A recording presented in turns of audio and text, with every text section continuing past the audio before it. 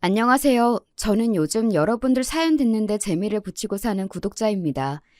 여기 올라오는 사연들을 들으면 참 다양한 사건, 사고들이 많아서 항상 재미있어요. 여러분들 사연을 들으면 내가 저 사람처럼 저런 상황이라면 어떻게 행동했을까? 사람의 도리라는 게 뭘까 생각해보게 됩니다. 보통은 서로 지켜야 할 도리를 지키지 않아서 문제가 되는 경우가 많더라고요. 제가 긴 인생을 산 건 아니지만 저에게도 비슷한 사연이 있어서 오늘은 제 얘기도 한번 들려드릴까 해요. 저는 아직 결혼한 지 채 1년도 되지 않은 30대의 새댁입니다. 20대 때부터 만나던 무던한 성격의 남편과 만나 결혼하고 이제 차츰 유부녀로서의 생활에 적응하고 있어요. 제 위로는 오빠가 한 명 있는데 저보다 2살 위인 오빠는 일찍 사고를 쳐서 20대 초반에 고등학생 때부터 사귀던 지금의 새언니와 혼전 임신으로 이른 결혼을 했습니다. 저야 그때 갓 20살이 되어 새로이 시작한 대학 생활에 정신이 없을 때였는데 나중에 저희 친정어머니에게 듣고 보니 저희 어머니 마음고생이 정말 이만저만이 아니었더라고요. 오빠는 어릴 적부터 제법 사고를 치던 편이었습니다. 공부에 영 관심이 없었던 것은 둘째 문제라고 치더라도 매일같이 쌈박질에 애들 돈이나 빼앗고 다니는 소위 말하는 일진이었습니다. 재범 모범생 축에 속하는 저는 자라는 내내 그런 오빠가 창피하고 참 싫었어요. 행여나 학교에서 오빠가 아는 척할까봐 오빠에게 괴롭힘 당한 애들이 혹시 저를 괴롭히는 건 아닐까 늘 노심초사했습니다. 저희 아버지는 정말 엄하신 분이었습니다. 그나마 제 할 일 알아서 하는 저에게는 좀 덜하시긴 했지만 오빠에게는 아마 저희 아버지가 세상에서 가장 무서운 사람이었을 겁니다. 아버지는 정신 못 차리는 자신의 유일한 아들이 사고를 칠 때마다 매섭게 체벌을 하셨거든요. 오빠가 사고 친 걸 들키는 날은 집안 분위기가 정말 말도 아니었습니다. 내가 니놈 사람 만들어 놓지 않고는 제명에 못 살겠다. 어딜 피해 당장 이리 오지 못해? 아버지 잘못했어요. 저 진짜 죽어요. 그만 좀 때리세요. 여보, 이러다 진짜 애 잡겠어요. 고정하세요. 네? 당신이 맨날 이렇게 감싸니까 저놈이 정신을 못 차리는 거 아니야. 그렇게 혼나기 싫으면 애초에 혼날 짓을 안 하면 될 거 아니야. 이거 놓지 못해? 저는 정말 오빠가 지긋지긋했습니다. 고등학교만 졸업하면 이놈의 집구석 나가버리고 말 테다 이를 빠득 갈았습니다. 사고치는 오빠도 싫었지만 따끔하게 야단 한번 제대로 치지 못하고 우는 소리를 하는 엄마 말도 듣기 싫었어요. 그래도 네 오빠인데 내가 너한테 아니면 이런 소리를 어디서 하겠니? 듣기 싫다고. 오빠는 사고를 쳐도 앞에서 찍소리도 제대로 못하면서 그걸 왜 나한테 다 풀려고 들어? 아들은 말 한마디 하기도 어려우면서 딸한테는 자식한테 할 소리 못할 소리 다 해도 된다는 거야? 지겨워 죽겠어 정말. 저희 어머니는 정말 전형적인 그래도 아들이 잘 돼야 집안이 바로 서지 라고 생각하시는 분이었습니다. 가뜩이나 오빠와 엄마에 대한 반감이 가득했던 저는 그런 엄마 말에 맞장구 쳐줄 생각이 개미 눈꽃만큼도 없었고요. 그래서 장학생으로 대학교에 합격하자마자 집에 일말의 미련도 없이 기숙사 생활을 시작했습니다. 오빠가 새언니를 집으로 데리고 온 게 바로 그 무렵이었습니다. 당시 오빠는 대학은커녕 변변한 일자리 하나 잡지 못한 상황이었습니다. 그렇게 제 앞가림도 못하고 있는데 떡하니 배부른 새언니를 이런 방구 없이 집으로 데리고 왔으니 집안이 발칵 뒤집혔습니다. 제 밥벌이 하나 제대로 못하는 놈이 덜컥 애부터 만들어 와? 네가 아무리 생각이 짧기로서니 이젠 하다하다 이런 사고까지 치는구나. 나도 더는 네 놈을 못 견디겠다. 당장 내 집에서 나가! 그간 참을 만큼 참았던 아버지는 더는 오빠를 받아주지 않으셨습니다. 아이고 여보, 그래도 애까지 가졌는데 저렇게 쫓아내면 어떡해요. 고정하세요. 네? 엄마야 늘 하던 소리 똑같이 하시더군요. 그러나 아버지도 보통 기세가 아니셨어요. 일이 이 지경까지 됐는데도 아직도 이 사람이 정신을 못 차리고 저놈 저렇게 천둥 벌거숭이처럼 사는 거 반은 당신 책임이야. 같이 쫓겨나고 싶은 거 아니면 입 다물어. 집안꼴 참 잘 돌아간다 생각했습니다. 오빠가 사고치는 것도 한두 번이 아니고 이제 저 난장도 꼭 남의 일 같았습니다. 새언니라고 데려온 사람은 제가 이미 아는 얼굴이었습니다. 고등학교 때 오빠 오토바이 뒷공무니에 매달려 가던 걸 몇 번 본 적이 있었거든요. 오빠랑 같은 무리에서 여자애들을 괴롭히고 돈이나 뜯던 여자였습니다. 꼭 데려와도 자기랑 비슷한 걸 데려왔다고 생각했죠. 이번에 기숙사 돌아가면 한동안 집으로는 얼씬도 하지 말아야겠다고 생각하고 집을 나서려는데 엄마가 다급히 저를 뒤쫓아 오셨어요. 왜요? 예, 네 오빠는 남자니까 그래도 어디 가서 잠이라도 얻어 자겠지만 쟤는 배까지 불렀는데 어쩌겠니? 네가 잠깐 데리고 있으면 안 되겠어? 엄마, 지금 무슨 소리를 하는 거야? 내가 자취를 하는 것도 아니고 나 지금 기숙사 들어가는 길이야. 설마 지금 나보고 대학교 기숙사에 배부른 사람을 데리고 들어가라는 소리 하는 거 아니지? 단 며칠인데 그렇게 야박하게 굴 거 없잖아. 곧 식구 될 텐데. 그러지 말고, 응? 엄마 진짜 미쳤어? 엄마한텐 아들만 자식이고 딸은 자식도 아니야? 이제 나한테는 부끄러운 것도 없어? 식구 같은 소리 하지 마. 엄마 딸도 자식으로 대접 안 해줘놓고 나 혼자 아득바득 공부하느라 그 고생을 하는데도 칭찬 한번 제대로 해준 적 없으면서 사고 치는 오빠한테만 이것저것 다 해주고 나 참고서 하나 살 때도 손 벌벌 떨게 만들어 놓고서는 오빠 사고 친 것도 돈도 다 해준 거 내가 모를 줄 알았어? 엄마는 아빠한테 저렇게 무시당해도 할 말 없어. 꼴도 보기 싫으니까 나한테 연락하지 마. 기어이 말 같지도 않은 소리를 하는 엄마를 보자 그간의 서름이 그만 폭발해버렸습니다. 정말이지 이 집안과 연을 끊고 싶을 지경이었어요. 똑같이 제 배 아파 나았을 텐데 왜 나는 이렇게 열심히 살아도 저 인간 말종보다도 사랑받을 수 없는 걸까 서러움이 왈칵 눈물이 났습니다. 화가 단단히 났던 저는 그 학기 내내 집에 돌아가지 않았습니다. 그러니 집안 돌아가는 사정을 알 길이 없었죠. 사실 딱히 알고 싶은 마음도 없었습니다. 방학 때 아버지 호출에 잠깐 집에 들렀더니 오빠는 집에 없었습니다. 어쩌기로 했대요? 엄마 쪽으로는 눈길도 주지 않고 아버지에게 물었습니다. 뭐 어쩌기는 저들 알아서 살 일이지. 그간 부모 등골을 그만치 빼먹었으면 우리 할도리는 다 했다. 너도 괜히 연락 받아주지 마라. 그놈 그거 쉽게 정신 차릴 놈이 아니니 괜히 어린 너한테까지 손 벌리려고 들지도 몰라. 애 있다고 안쓰러워서 한두 번 도와주다 보면 나중에 안 도와준다고 앙심 품을 놈이야 그놈이. 애초에 싹을 잘라야 한다. 뭐 제가 도와주려야 그럴 돈이나 있나요? 뭐 걱정 마세요. 저희끼리 대화를 주고받는 내내 엄마는 침울한 기색으로 말 한마디 꺼내지 않았습니다. 저도 불어 말을 붙이지 않았고요. 집에서 자고 가고 싶은 마음이 영 들지 않아 곧장 돌아가려는데 엄마가 저를 붙잡으셨습니다. 저번처럼 속 뒤집는 소리 할 거면 그냥 가게 두세요. 아니, 그런 게 아니라 너도 오빠 어쩌고 있는지 궁금한 것 같아서. 너희 오빠 요새 일 나가 방도 하나 구해서 며느라기랑 같이 살고 있고. 그새 며느라기가 됐나 보네요. 그래도 점점 산달이 다가오는데 혼인신고는 해야지. 이제 진짜로 우리 식구가 되었으니 네 눈엔 안 차겠지만 너무 고깝게만 보지 말고, 응? 고깝고 자시고 할 것도 없어요. 어떻게든 살던 관심 없으니까. 어차피 엄마가 잘 챙겨주시겠죠. 너 그렇게 보내고 엄마도 반성 많이 했어. 엄마가 네 오빠 사고치고 다니느라 그거 수습할 생각만 한다고 너 크는데 제대로 해준 것도 없고 엄마가 미안해. 됐어요. 내가 미안하단 소리 한두 번 듣나.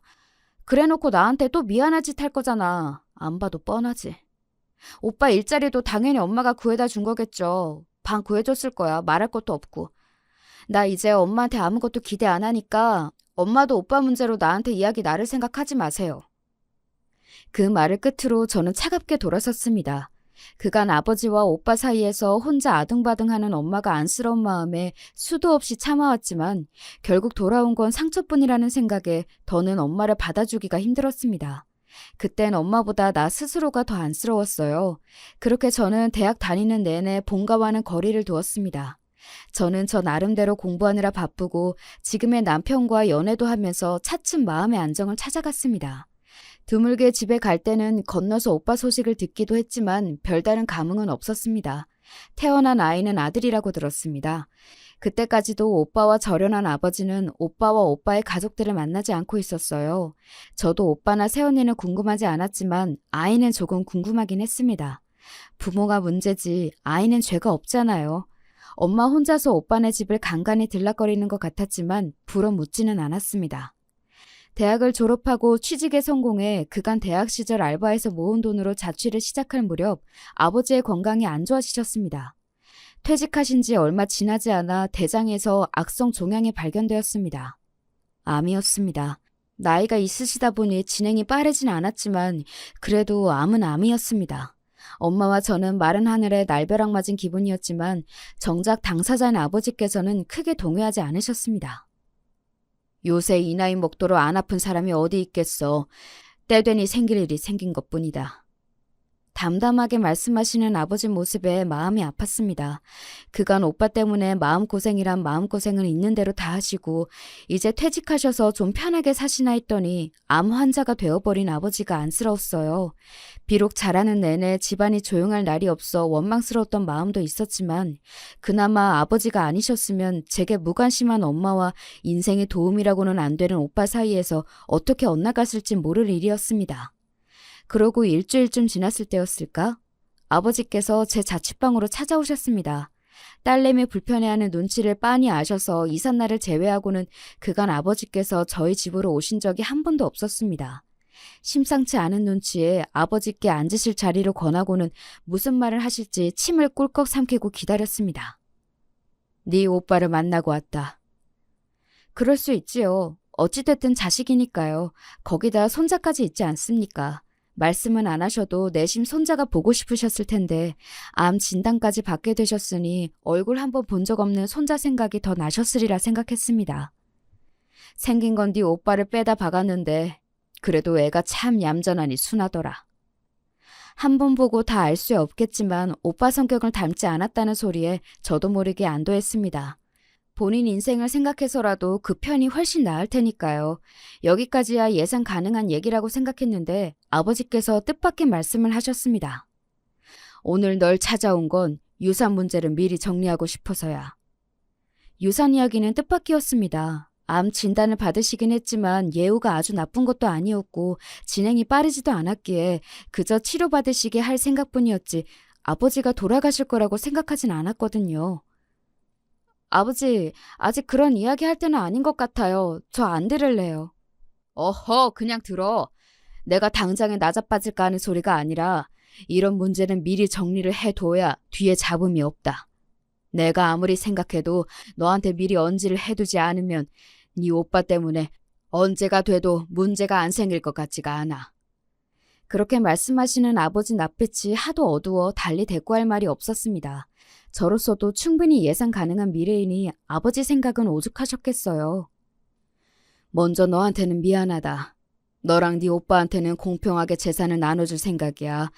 원래 그놈에게는 한 푼도 물려주지 않을 요량이었다만 어린 것 한 번 보고 나니 아비나 어미나 어느 것 하나 미덥지가 못한데 저 어린 게 크면서 얼마나 고생스러울지 걱정이 되어서 그냥 내버려 둘 수가 없더구나. 가뜩이나 네 엄마가 사고치는 네 오빠만 챙기고 밑빠진 독에 그리 물을 부었는데 머리로는 너한테 유산이 더 돌아가는 게 당연한데 이런 결정을 해서 너한테 면목이 없다. 정작 차별하며 키운 엄마한테도 듣지 못한 소리를 해주시는 아버지 덕에 서운한 감정이 조금은 녹아내리는 것 같았습니다. 아버지 재산 아버지 뜻대로 하시는데 왜 저한테 미안하세요? 그러지 마세요. 아버지 지금 말씀 꺼내시기 전까지는 유산은 생각도 못 해봤는걸요. 게다가 오빠 쪽에 식구가 많으니 더 물려주셔도 달리 할 말이 없었는데 그렇게 말씀해 주셔서 감사해요. 임의로 그렇게만 두면 네 오라비 길길이 날뛸 테니 내가 서류 정리는 분명하게 해둘 거야. 그러니 그 부분은 걱정하지 않아도 된다. 내가 걱정이 되는 건 너의 엄마야. 아, 그렇죠. 사고치는 아들 앞으로는 그 무엇을 주어도 아까워하지 않으실 엄마였습니다. 아버지가 무얼 걱정하시는지는 너무나 자명했죠. 네 어머니한테 바로 재산 명의 이전을 했다가는 네 오빠 입에다 재산 갖다 바치는 꼴이나 다를 게 없겠지. 지금 우리 사는 집은 주택연금 들어서 다달이 너희 어머니 생활비 나오도록 할 테고 그 사람 가고 나면 집은 공사에 귀속될 테니 그렇게만 하면 생활하는데 너한테 손 벌릴 일 없이 부족하지 않을 거다. 근데 그놈이 나 떠나고 나면 과연 그 집에 손대지 않을지 장담할 수가 없어. 당연한 의심이었습니다. 제가 보기 싫은 마음에 그간 귀 기울이지 않아 그렇지 아버지에게 절연당했는데도 어떻게든 아버지 재산에 손을 대려고 호시탐탐 기회를 노렸을 오빠 모습이 눈에 선했습니다. 그러니 아버지 마음도 일이 무거우실 수밖에요. 네 엄마랑 같이 내 생전의 집 처분과 관련해서 공증을 받을 거다. 주택연금 관련 문제는 변호사를 끼고 진행할 거고 네 엄마 옆구리 찔러서 네 오빠가 그 집을 처분하려 해도 네 동의가 없으면 주택연금 해지와 집 매매가 불가능하도록 조항을 넣을 거야. 혹여 처분하더라도 처분한 돈 그놈 혼자 홀랑 먹지 못하도록 비율 배운도 미리 기재해 둘 거고 그렇게 하면 그놈도 섣불리 제 엄마 집까지 탐내지는 못하겠지. 그런데 그렇게 하면 그놈이 집 못 팔게 한다고 너를 들볶을 게 선한데 그건 내가 떠나면 막아줄 수 있는 게 아니니 그게 벌써부터 걱정이구나. 오늘 아버지가 정말 하고 싶으셨던 말씀은 바로 이거였겠죠. 제가 이미 엄마에게 오만 정이 떨어진 걸 알고 있으셨겠지만 저 말고 엄마를 부탁할 데가 없으셨을 테니까요. 저도 엄마에게 마음의 응어리는 남아있었으나 그렇다고 오빠한테 집도 절도 빼앗기고 엄마가 길거리에 나앉길 바라는 마음은 추호도 없었기에 아버지의 결정을 이해했습니다. 알겠어요. 그렇게 할게요. 제가 그 집은 꼭 지킬 테니 아버지도 엄마 걱정은 마세요. 제게 확답을 받고서야 아버지 안색이 좀 나아지셨습니다. 간만에 오신 아버지께 맛있는 음식을 대접하며 정말 그런 일이 생기면 어떻게 대처해야 하나 좀 가슴이 답답해지는 듯도 했습니다. 아버지가 조카를 한번 보셔서 그런지 몇 년 만에 오빠에게서 연락이 왔습니다. 너 취직했다며? 그동안 잘 지냈냐? 조카 어떻게 생겼는지 궁금하지도 않았어? 연락 안 하긴 오빠도 피차 일반이었으니 말 얹지 말고. 무슨 일이야? 애가 고모를 보고 싶어해. 고모가 있다는 얘기는 해줬는데 한 번도 본 적이 없으니 궁금했나 봐. 아버지가 집에 못 오게 하실 때야 그러려니 했지만 할아버지 얼굴도 한 번 보고 나니 더 생각이 나나 봐. 네가 나한테 감정이 별로 안 좋을 건 아는데 그래도 나도 이제 애 아빠인데 예전처럼 그러기야 하겠냐. 시간 나면 애 얼굴이라도 한번 보러 오라고. 솔직히 오빠가 다시 보고 싶은 건 아니었지만 그래도 핏줄이 당기는 건지 어린 조카가 고모를 보고 싶어 한다는 말에는 흔들리더군요. 거기다 벌써 태어난 지 수년이 되었는데 만난 적이 없어 고모 소리가 어색하다는 생각에 그간 아이에게 너무 무심했나 하는 생각도 들었습니다. 그렇게 오빠의 제안을 수락하고 처음 만나는 조카에게 줄 선물을 고르다 보니 저도 괜히 마음이 들떴습니다. 그렇게 오빠의 집에 처음으로 방문하게 되었죠. 야, 너 오랜만이다. 이제 제법 직장이 퇴근하네. 아가씨 어서 오세요. 우리 수민이가 아가씨 엄청 보고 싶어 했어요. 마치 어제 만난 사람인 양 저를 반기는 오빠와 새언니가 좀 어색했으나 저도 분위기에 맞춰 인사를 하고는 집으로 들어섰습니다. 집이 크진 않지만 제법 관리가 잘 되어 있는 것 같았습니다.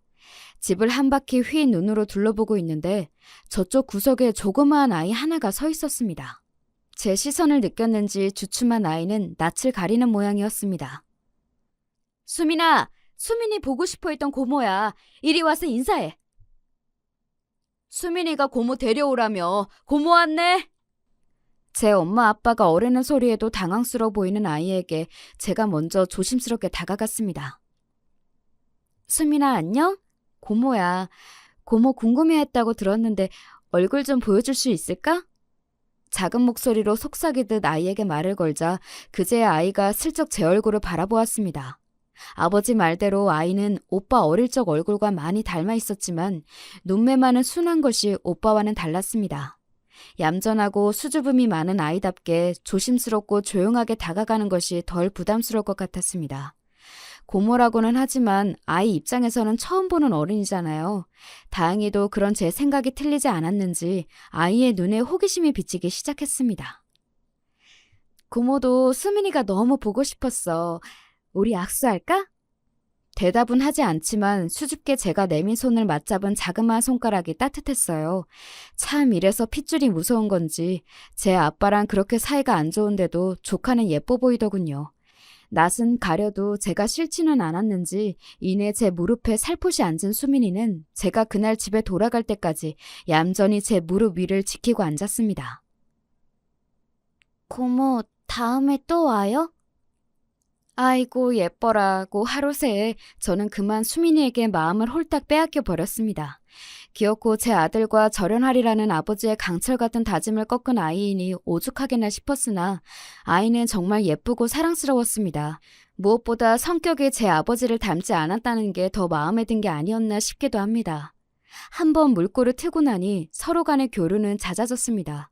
저도 그간 엄마와 소원해진 탓에 본가에 잘 방문하지 않았는데 아무래도 사이에 수민이가 끼다 보니 저도 가끔씩 본가에 들르게 되더라고요. 특히 아버지가 수민이를 보면 기뻐하셔서 그 모습도 보기가 좋았습니다. 항암 치료를 받으면서 힘드실 아버지께 수민이가 위안이 되어주어 고마웠습니다. 그렇게 집에 드나들다 보니 자연히 엄마와도 마주치는 일이 잦아지게 되었죠. 엄마는 간만에 보는 제 눈치를 보면서도 오랜만에 집에 딸이 와 있다는 게 기쁘신 것 같아 보였습니다. 예, 이것도 좀 먹어봐. 너 이거 좋아하잖아. 알아서 먹을게요. 잘 먹고 있어요. 정작 잘할 때는 오빠 좋아하는 반찬 위주였던 식탁에 제 입맛에 맞는 음식들이 올라왔습니다. 엄마 딴에도 저와 잘 풀어보려고 노력하시는 게 느껴졌어요. 저는 예전처럼 엄마의 감정 쓰레기통 노릇을 다시 할 생각은 추호도 없었지만 그저 이 정도 거리라면 나쁘지 않겠다는 생각을 했던 것 같습니다. 조금 이상했던 건 오빠와 올케가 저를 대하는 태도가 좀 미심쩍었다는 겁니다. 처음에는 오랜만에 다시 만난 동생이고 또 오빠 말 맞다나 저도 이제 부모가 되었으니 그래도 좀 정신을 차린 것이 아닐까 했지만 그러기에도 둘의 태도에는 뭔가 석연치 않은 구석이 있었습니다. 아버지와 대화 중에 지나는 말로 제가 그런 말을 하자 아버지께서 한 말씀 하셨습니다. 아마 내가 한 말 때문일 거다. 무슨 말이요? 오빠랑 언니한테 따로 무슨 말씀 하셨어요? 내가 믿는 자식은 너 하나뿐이라고. 집안일이든 재산 문제든 나는 모든 문제는 너랑 상의하고 결정한다고 그랬다. 이 집에서 어른 노릇하는 건 너니까 니들도 깍듯이 대하라고 아주 엄포를 놓았지. 그런 소리를 다 하셨어요? 답지 않게 밑밥까지 깔아두셨다는 말씀에 아버지의 근심이 얼마나 큰지 새삼 실감이 났습니다. 나 가고 나면 재산 한몫 챙길 생각에 만만일 텐데 뭐라도 콩고물이라도 떨어지려면 너한테 밑보이면 안 되겠다 싶었겠지. 내가 허투루 말하는 사람도 아니고 미리 재산 정리 다 맞춰놓은 것 너한테만 이야기했으니 미리 잘 해둬야지 싶겠지. 그제야 그 둘이 저를 대하는 태도가 이해가 갔습니다. 단순히 저한테 잘해주는 게 아니라 제 눈치를 살살 보는 게 저도 느껴졌거든요. 그래도 수민이 낳고는 정신 좀 차린 것 같던데 설마 전처럼 굴지 않겠죠. 저들도 부모인데 애보기 부끄러워서라도 그러겠어요? 모르는 소리 마라. 사람 그렇게 쉽게 바뀌는 거 아니다. 내 자식이지만 저놈이야 일찍부터 싹이 글렀고 애 엄마도 내 앞에서나 눈치 보는 신용하며 싹싹하게 굴지. 네 엄마는 벌써부터 아주 바보로 본다. 내 앞에서는 자제하기는 하는데 가끔 애한테 버럭하는 걸 보면 집에서는 또 얼마나 애한테 드자비를 할지도 걱정스럽고. 엄마를 바보로 본다는 말이 걸리긴 했지만 그동안 오빠에게 해오던 걸 올케에게도 별다를 것 없이 했다면 엄마가 호구를 잡힐 만도 하다는 짐작은 갔습니다. 그보다는 애한테 버럭한다는 게 마음이 쓰였습니다. 큰소리 한 번 안 내는 순한 아이인데 뭐 그렇게 버럭할 일이 있을까 싶기도 했지만 그 두 내외의 성질머리를 아는 제 입장으로는 설마 그 성질머리를 제 자식에게 그대로 부리고 있을까 봐 걱정스러웠어요. 아니겠지. 설마 제 자식한테까지 그러겠어? 생각하면서도 학교 당할 때 개차반 오빠에게 당할 만큼 당해본 제 입장에서는 걱정이 되지 않을 수가 없었죠. 혹시 애한테 함부로 하는 것 같아요? 둘 다 제가 봐온 게 있어서 그런지 아버지 말씀 듣고 보니까 걱정을 안 할 수가 없네요. 내가 혹시 몰라서 애랑 둘만 있을 때 슬쩍 살펴보긴 했는데 그래도 몸에 멍이나 상처가 없는 걸 보니 손버릇이 나쁘게 굴지는 않을 것 같다. 근데 애가 하는 얘기를 가만히 들어보면 둘이 싸우기도 자주 싸우는 모양이야. 그럴 때마다 애한테 화풀이 하듯이 말하는 것 같은데 가뜩이나 성정에 소심한 수민의 성격을 버리는 건 아닐지 걱정이다. 싸우면 애 안 보는 데서나 싸울 일이지 성격이 보통이 아닌 두 사람이 싸우면 집안 꼴이 어떨지 눈앞에 보이는 것 같았습니다. 눈에 넣어도 아프지 않을 조카가 매일같이 그런 환경에 노출되어 있다고 하니 아이에게 더 신경이 쓰였죠. 오빠 집에 자주 가세요? 어? 흔치 않게 제가 먼저 말을 붙이자 엄마가 놀라신 듯 저를 돌아보셨습니다. 혹여 제 오빠 마음에 안 드는데 제 마음을 상하게 하는 건 아닐까 말을 고르시는 듯 보였습니다. 아니, 가끔 수민이도 볼 겸 애들 살림도 봐줄 겸 가지. 살림을 봐주신다고요? 아니, 애엄마가 가끔 일을 나가거든. 어릴 때 시집와 그런가 아직 살림에 손이 익지 않은 데가 있는 것 같아서. 아니, 내가 그렇다고 다 해주는 건 아니고 눈에 보이는 것만 수민이 보면서 살짝씩. 더 듣고 싶지 않아서 거두절미하고 수민이 이야기로 넘어갔습니다. 수민이 보는 앞에서 오빠랑 올케가 많이 싸워요? 그러자 엄마 표정이 대번에 어두워졌습니다. 그러면 그렇지 싶었죠. 사람 참 쉽게 바뀌질 않아요. 그래도 제 자식 앞인데 어쩜 그렇게 둘 다 생각이 없나 한숨이 나왔습니다. 얘가 다 듣는데도 그러고 있어요? 그걸 안 하는 거면 엄마 앞에서도 자주 그런다는 거네? 애엄마랑 아빠 둘 다 성격이 불같으니 아무래도 그럴 때가 잦긴 하지. 저는 한숨을 푹 내쉬고 말했습니다. 요즘도 오빠 뒤치다거리 다 해줘요? 아니야. 나 이제 안 그래. 다 커서 제 자식까지 낳은 놈 사고를 쳐도 제가 수습하는 거지. 늙은 어미가 쫓아다닌다고 달라지는 것도 아니고. 저 생긴 대로 살겠다는데 나도 더는 안 그런다. 생각 외로 엄마에게서 단호한 대답이 돌아왔습니다. 웬일이야? 그렇게 사고를 쳐도 오빠한텐 생전 나쁜 소리 한 번 안 하더니. 내가 미련통이었지. 제 아버지한테 늘 타박을 받으니 나라도 감싸면 좀 정신을 차리겠지. 머리 굵으면 제 놈이라고 철 안 들고 배기겠나 싶었어. 근데 그게 다 헛수고였지. 제 어미는 고사하고 제 자식 앞에서도 정신을 못 차리는 놈인데 내가 밑빠진 독에 물 부은 거지. 간만에 드는 하소연이었으나 그 내용은 큰 차이가 없었습니다. 엄마한테서 그간 오빠를 무조건적으로 감싼 일을 후회하는 말을 듣는 건 그때가 처음이었습니다. 눈에 넣어도 아프지 않을 귀한 손자 앞에서 소리를 질러대며 싸우는 아들 내외를 보며 엄마도 깨달은 바가 있으신 듯 했습니다. 그간 제가 그리 호소를 해도 속이에 경을 끼더니 그래도 손자가 다르긴 다른 모양이었습니다. 그걸 알았는데도 그 집에 가서 살림을 살아줘요? 걔들 이뻐서 해주는 거 아니야. 수민이 환경 나빠질까 더 그런 거지. 다급하게 해명하는 엄마를 보면서 어쩔 수 없이 측은지심을 느끼는 제 모습을 보며 나도 참 답이 없다 싶었습니다. 그럼 괜히 그 집 가서 고생하지 말고 수민이 봐줄 일이 있으면 집으로 데려와요. 엄마 일 있으면 나한테 데려오고 며칠 봐주는 정도 해줄 수 있으니까. 전혀 생각지도 못했다는 말을 들었다는 듯 엄마가 제 뜻밖의 말에 놀라신 것 같았습니다. 제가 집에 발길을 끊기 전에 가장 크게 싸웠던 게 수민이를 가진 옳게 거친 문제였으니 제가 수민이에게 따로 마음을 써줄 거라고는 생각을 못 하셨던 것 같아요. 하지만 수민이도 제게는 귀한 조카였습니다. 고맙다. 몇 번 보지도 않은 조카한테 이리 마음을 써주고 나도 그렇고 항상 가족들한테 마음 써주는 거 너였는데 내가 눈이 멀어 그걸 몰랐어.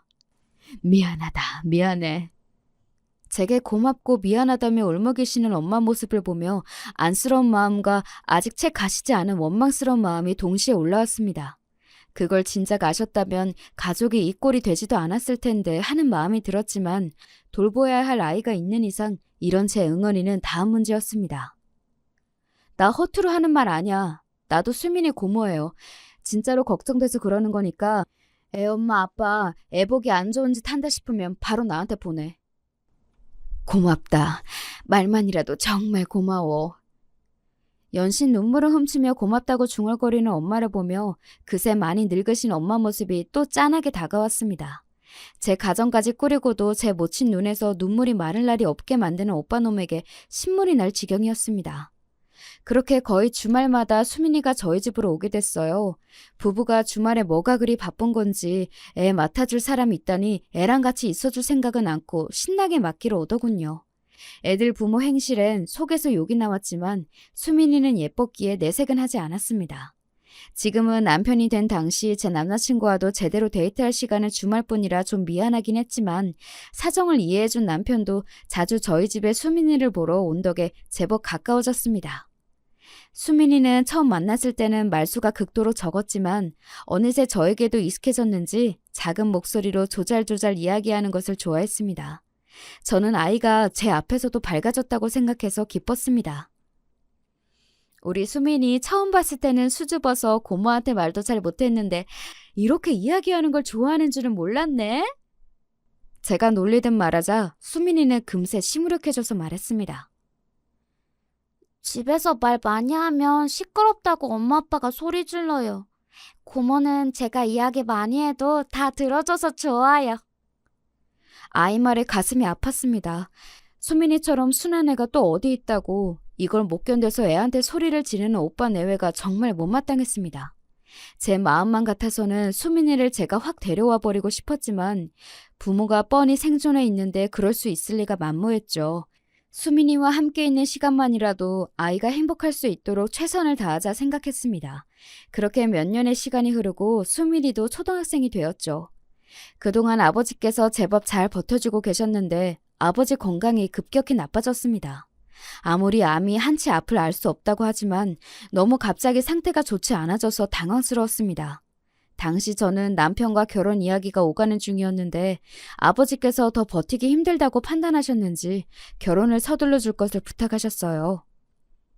아무래도 내가 오래 넘기기가 쉽지 않을 것 같다. 그래도 너 시집 갈 때 손은 잡아주고 싶어. 정말 별소리를 다 하신다며 아버지를 타박했지만 아버지의 시간이 얼마 남지 않았다는 걸 저도 인정하지 않을 수가 없었습니다. 그 무렵 아버지는 정말 병색이 완연하셨거든요.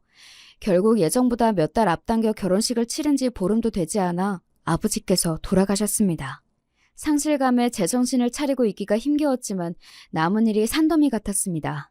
아버지의 장례를 마치고 산소를 꾸미느라 정신없는 시간을 보내고 다들 어느 정도 일상으로 돌아오자 아버지가 가장 걱정하셨던 유산 문제가 남아 있었습니다. 아버지께서 예전부터 저에게 말씀하시고 미리 준비하신 덕에 모든 준비는 완벽했습니다. 혹여 제가 혼자서 미리 유산과 관련된 사실을 알았다거나 유산 문제에 예전부터 관여되어 있는 걸 알면 오빠가 어떻게 나올지 몰랐기에 아버지의 유산 배분의 공표 또한 변호사에게 이름해 두셨습니다. 그렇게 유산과 관련한 세부 사항들이 공개되자 저도 일단 아버지가 당부해 두신 대로 사전에 유산 문제에 대한 언지를 들은 적 없는 것처럼 행동했습니다. 어머니를 우리가 모시면 이 집 문제도 유산으로 해결해야 하지 않나? 오빠가 시커먼 속을 채 숨기지도 못하고 드러내자 집과 관련해 미리 결정되었던 주택연금 문제와 처분에 관련된 사항 또한 공개되었습니다. 아버지의 상견 지명이 빛나는 순간이었습니다. 아버지 떠나신 지 얼마나 됐다고 공평하게 유산을 받은 만큼 받았음에도 어머니 사실 집까지 탐내는 모습에 속으로 혀를 찼습니다. 어머니, 아버님도 이제 집에 안 계시면 적적하실 텐데 저희가 모시는 건 어때요? 혼자 계시기엔 이 집 너무 넓잖아요. 은근슬쩍 이 집에 비비고 앉아보려는 올케에게 어머니가 단호히 말씀하셨습니다. 나는 니들이랑 같이 사는 게 더 불편하다. 평생 내가 내 남편이랑 같이 산 집인데 나는 여기서 그냥 혼자 살란다. 늘 아들 며느리에게는 한 발 양보하시던 엄마였기에 오빠 내외는 당연하고 저도 조금 놀랐습니다. 엄마가 저리 단호하게 말씀하시는 건 평생 본 적이 없었어요. 그렇게 오빠 내외는 더 말을 꺼내보지도 못하고 자리를 떴습니다. 엄마와 저희 부부만 남자 엄마가 말씀하셨습니다. 그 사람 떠나기 전에 너희 아버지가 아주 신신당부를 하더라. 자기 죽고 나면 분명히 네 오빠 내외가 당신을 모시네 마네 하면서 집부터 꿀꺽하려 들 거라고. 제 엄마 몫으로 남은 건 그거 하나뿐인데 그래도 내가 저들한테 그동안 해온 게 있는데 설마 그렇게까지 할까 싶었건만 내 꼴이 참 우습게 됐구나. 너희 아버지가 이제부터 정신 똑바로 차리고 살아야 한다고 이젠 막아줄 자기도 없는데 예전처럼 무르게 굴었다가는 저놈한테 잡아먹히는 건 순식간이라는 소리를 하기에 제 아들한테 어쩜 저렇게 마지막까지 모질까 싶기도 했다만 내 자식 모르는 건 네 아버지가 아니라 나였어. 진작 네 오라비 싹수 알아봤을 너로서는 이제 와서 내가 이런 소리 하는 게 어처구니가 없겠지만 떠난 그 사람 말 새기고 이제라도 정신 차리고 살아볼까 한다. 너한테는 정말 미안하다는 말밖에 할 말이 없어. 평생 아들한테 인생 갈아넣은 결과가 이러했으니 참담함을 금할 길이 없었습니다.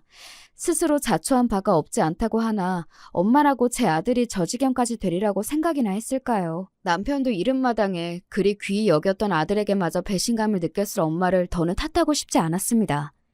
괘씸하게도 오빠 내외는 부모님 댁으로 가던 발길을 딱 끊어버렸습니다. 이제 먹을 건 다 뽑아먹었다고 생각했을 것이 뻔했습니다.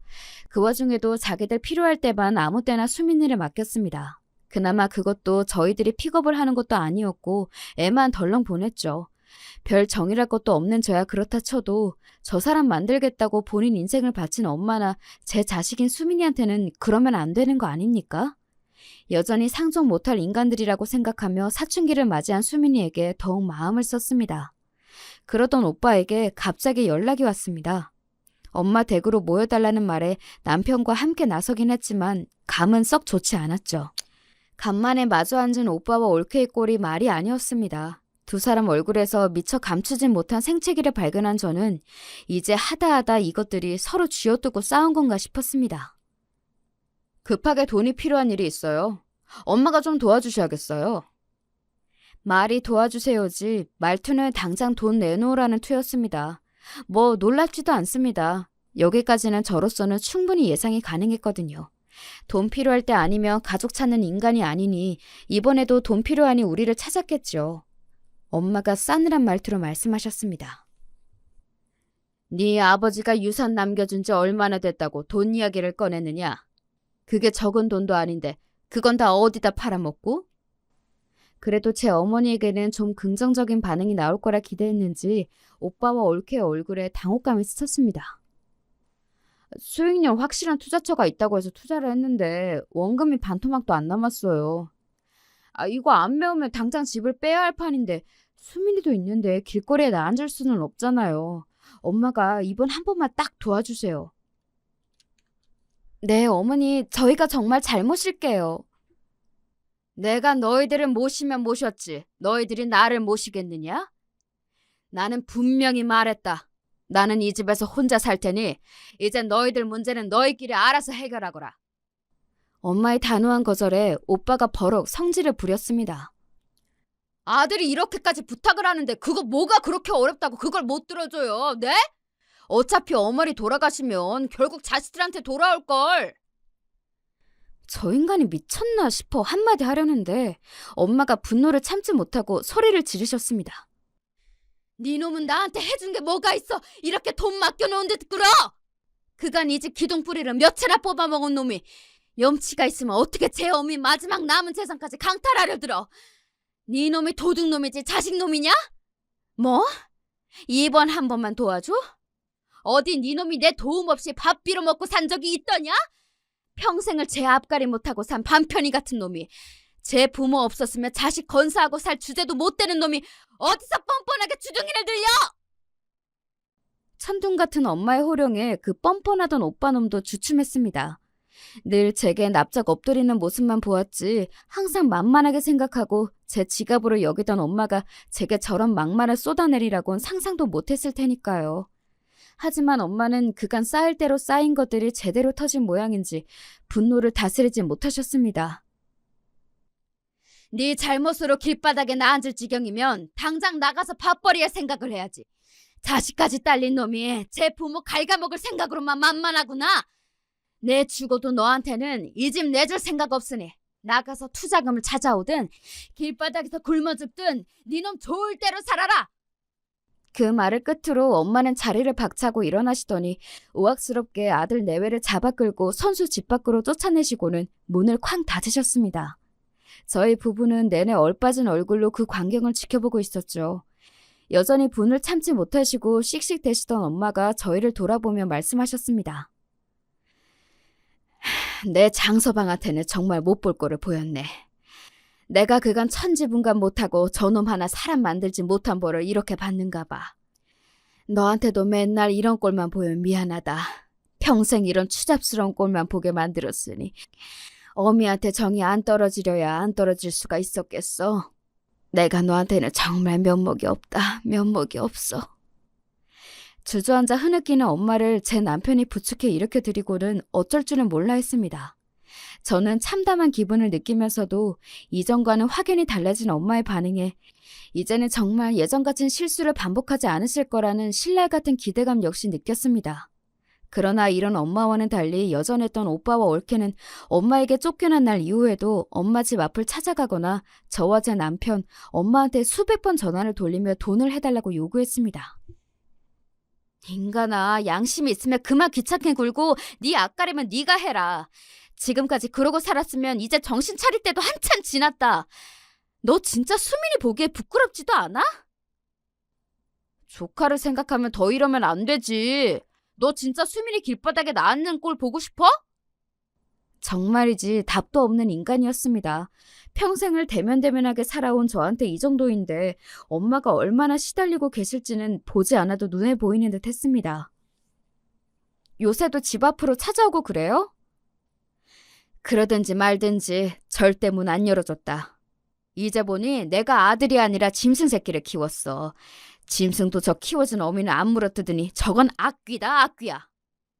엄마 입에서 나오는 오만 정이 다 떨어졌다는 말투에 제가 다 놀라울 지경이었습니다. 정말로 내가 예전에 원망했던 엄마 모습은 없는구나 싶기도 했어요. 잘하셨어요. 마음 약해지지 말고 지금 하는 대로 하세요. 온 가족의 싸늘해진 태도에도 불구하고 오빠와 올케는 지부했습니다. 그렇게 한 달 가까이 시달렸을까 엄마에게서 온 가족 호출령이 떨어졌습니다. 어머니, 어쩐 일이세요?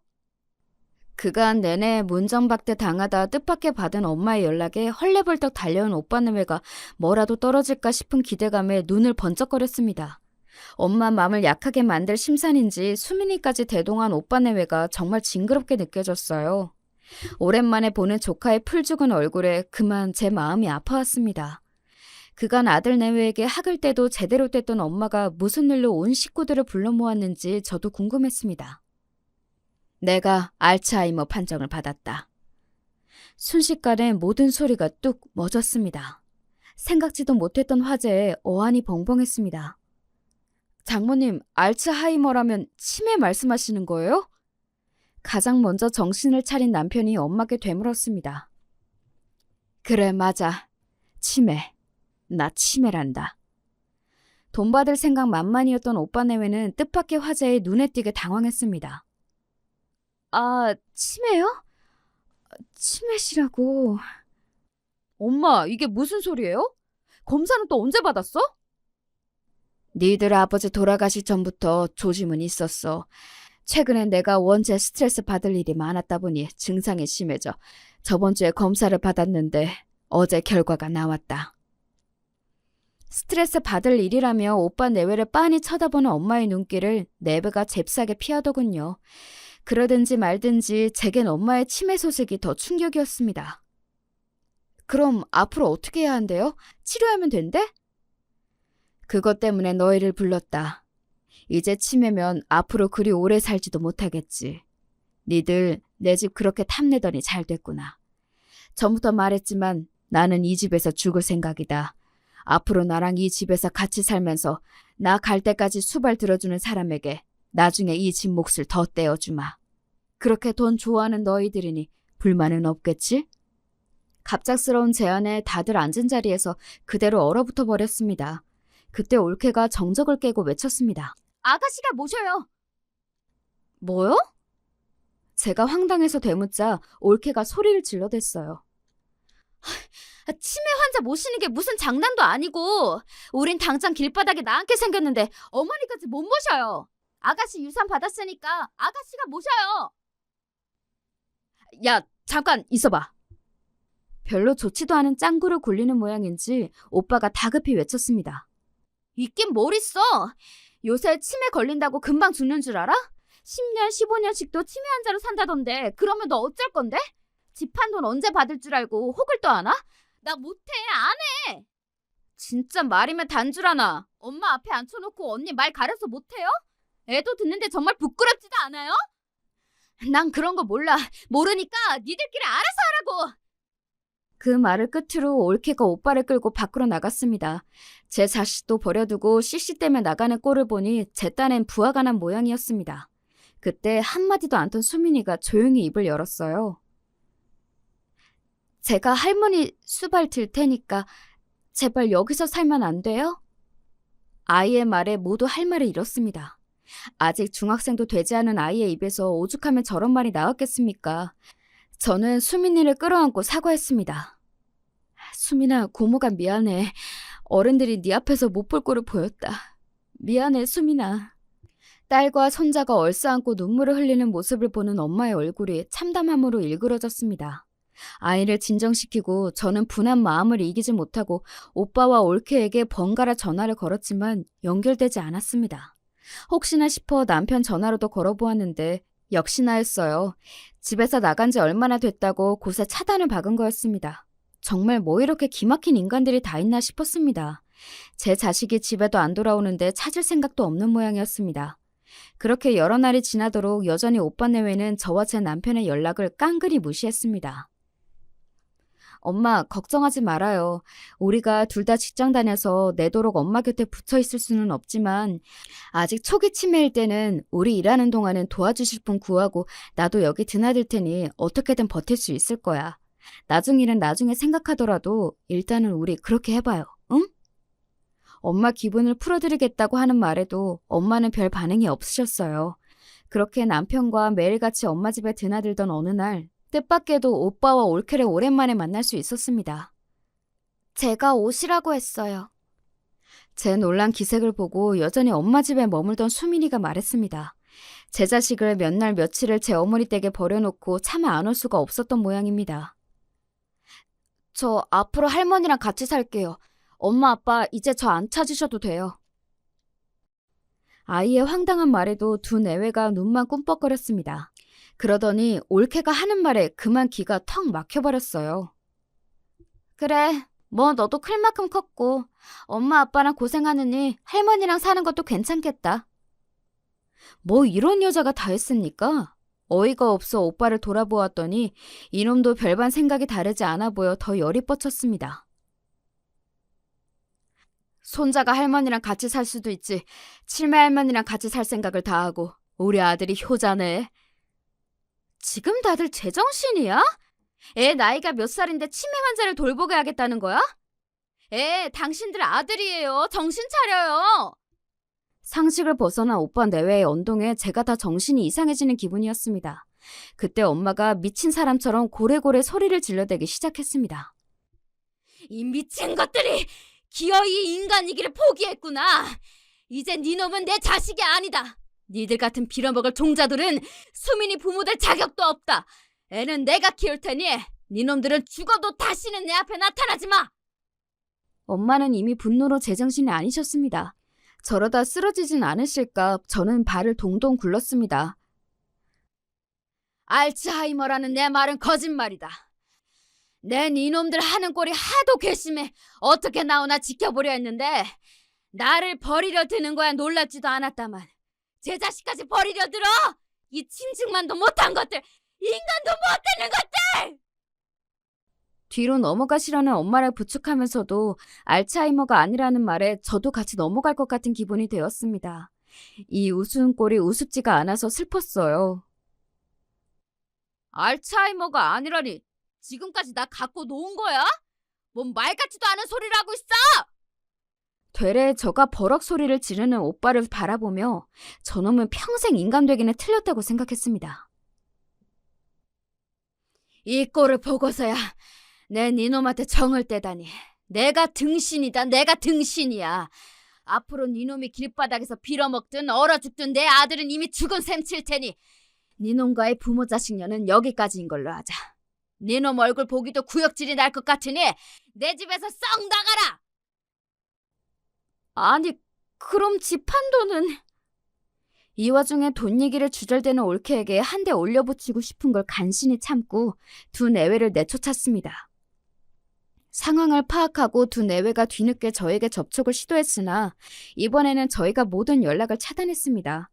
모르는 번호로 이러다 정말 우리가 죽는 꼴을 볼 거냐는 등 별 시덥지 않은 문자가 계속해서 왔지만 모르쇠로 대응했죠. 남은 재산 하나 없이 알거지가 된 데다 생활력도 없으니 정말 길바닥에 나앉을 날이 목전일 겁니다. 돈 나올 구석인 제 모친과 동생에게도 완전히 버림받았으니 이제야 세상의 냉혹함을 온몸으로 부딪히게 되겠지요. 이젠 정말이지 그 꼴로 오빠 내외가 죽는데도 별 감흥이 일지 않을 것 같은 기분이에요. 그 이후로 수민이는 엄마와 같이 살고 있어요. 저희 부부도 자주 들려 시간을 보내면서 아이 정서는 오히려 제 부모와 살 때보다 많이 안정되었습니다. 저희 엄마는 아들 내외와 드디어 완전히 절연하고 그 허전함을 예쁜 손자 보는 낙으로 채워가고 계십니다. 기본적인 도리를 다하지 않은 인간을 혈연이라고 무작정 감당할 수는 없죠. 부모 자식이라고 내만 같지 않은 게 씁쓸하지만 저희는 이제야 비로소 평화를 찾았습니다. 여기까지가 지금의 제 가족들이 살아가는 이야기입니다. 긴 이야기 함께 해주셔서 감사드려요.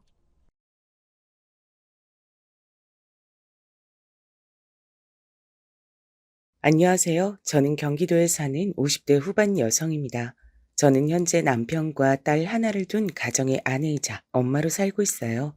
작게 알바 같은 일들은 해봤지만 아이를 낳고 나선 가정주부로 지내고 있습니다.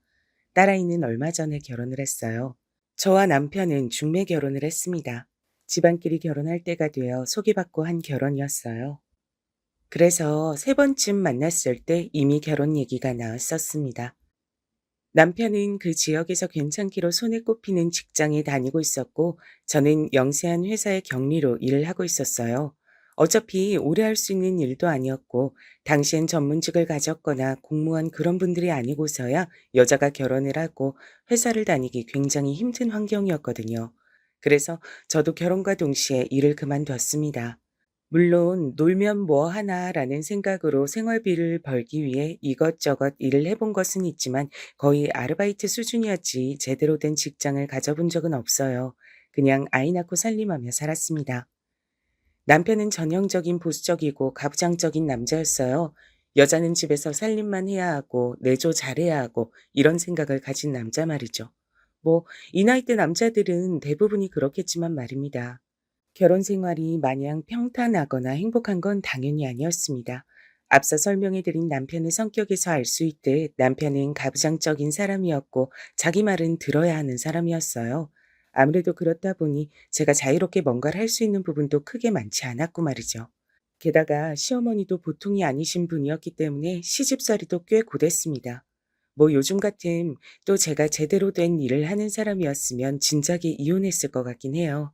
그 어디에도 정부치고 살 만한 것들이 없긴 했었으니까요. 하지만 저는 할 줄 아는 게 없었고 게다가 하나뿐인 딸이 제 발목을 늘 잡았습니다. 그나마 다행인 건 남편이 폭력을 행사하는 사람이 아니었다는 점 정도였어요.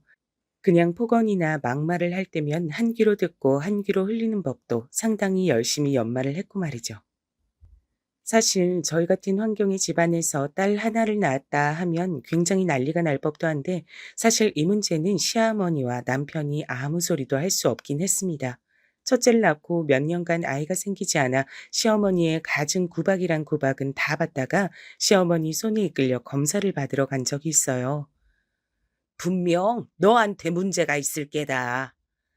시어머니는 그렇게 호언장담했지만 제 모든 검사는 좋게 나왔습니다. 그러고선 의사 선생님이 이렇게 말씀하셨거든요. 남편분도 한번 모시고 와보세요. 불임의 경우 남자 쪽에서 발생하는 경우가 더 많거든요, 요즘은. 우리 아들이 지혜빌 닮았으면 절대 그럴 리가 없어요. 그런 건 모르는 일이니까 한번 모시고 와보세요. 치료가 가능할 수도 있으니까. 의사의 그 얘기를 듣고 시어머니를 믿지 않았고요. 저를 병원 몇 군데나 더 데려갔습니다. 하지만 계속 같은 결과가 나오자 남편에게 병원을 한번 가보라고 넌지시 얘기했죠. 그래도 아들은 낳아야 하지 않겠냐고요. 그리고 검사 결과는 역시나 남편 쪽의 문제였어요. 정자의 개수가 정상에 비해 훨씬 작고 활동도 좋지 않다고요. 사실상 불임이라는 판정을 받은 겁니다. 시어머니와 남편은 믿을 수 없어 했고 이번에도 병원 몇몇 곳을 더 가봤지만 역시나 결과는 같았어요. 그러게 네가 처음부터 아들을 낳았으면 될 일 아니냐. 마지막 병원에서 이제는 물 건너간 손주를 생각하며 울컥했는지 그렇게 소리쳤어요. 그것도 의사 앞에서 말이죠. 그 모습을 보던 의사 선생님이 웃으며 했던 말이 아직도 생각이 납니다. 어머니, 아이의 성별을 결정하는 건 굳이 따지고 보면 남자 쪽 유전자예요. 여자의 유전자는 성별을 결정하지 못해요. 염색체가 하나거든요. 아마 그 의사 선생님은 제가 험한 소리를 들을 것 같으니 더더욱 그렇게 말해 주신 거겠죠. 시어머니는 그 의사 선생님의 말에 한참을 입을 비죽이더니 더 이상 아들이나 임신 얘기를 하진 않았어요. 남편도 마찬가지였고요. 뭐 어쩌겠어요? 본인 아들과 본인에게 문제가 있다는데 절 탓하고 있을 순 없잖아요. 그런 환경에서 딸아이가 나고 자랐으니 자신의 아빠와 할머니의 사랑을 많이 받으면서 크진 않았겠죠? 당연하게 말입니다. 그래서 딸아이는 아빠와 할머니를 참 싫어했어요. 그건 지금도 그렇고요. 엄마 호강시켜주겠다고 자기가 성공해서 엄마에게 그 누구도 나쁜 소리 못하게 하겠다며 딸아이는 정말 열심히 공부했어요. 딸이라고 공부는 해서 뭐하냐며 제대로 된 학원 하나 보내주지 않는 아빠에게 원망 섞인 소리 한 번 하지 않고 말이죠. 그 결과 딸아이는 한국에서 제일 좋다는 대학을 장학금을 받고 들어갔습니다.